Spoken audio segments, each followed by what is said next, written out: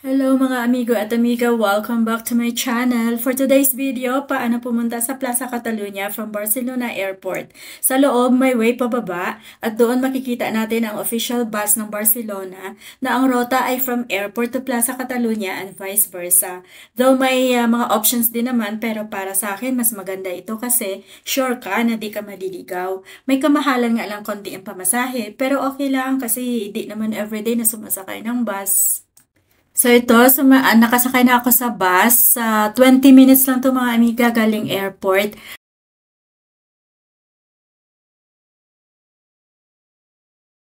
Kaya hindi nakaka-stress. So ito na mga amiga, ayan na, nagbabiyahe na siya. At saka tuloy-tuloy, tingnan mo yung walang ka-traffic-traffic. Kaya yan ang gusto ko sa dito sa Barcelona dahil parang walang masyadong mga sasakyan. Ayan konti lang sila. Kaya mabilis lang, 20 minutes, nasa Barcelona na tayo. Kaya, ang mga na yan mga oras na yan, na siguro mga 8 o'clock pasado na siya. Kasi 'di ba, ang flight ko is 6 to 8. Kaya dumating ako sa airport, mabilis lang kasi ako nakalabas dahil wala naman akong check-in na baggage.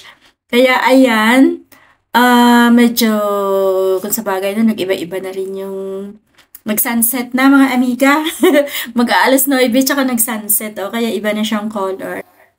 So mga amiga, nasa pa rin tayo, nasa biyahe pa rin tayo. Alam niyo mga amiga, maraming mga turistang pumupunta dito sa Barcelona. Lalo na tuwing summer kasi dito mararamdaman mo talaga yung init. Kaya halos karamihan pumupunta dito. Yung mga malalamig na lugar like yun sa Germany, sa London, sa Canada, sa US, mga ganun. Basta yung mga malalamig na lugar.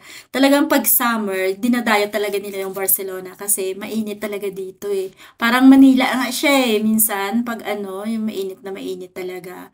Kaya ito mga amiga, approaching na tayo sa Plaza España. 'Di ba sa Manila, mayroong Espanya na lugar diyan.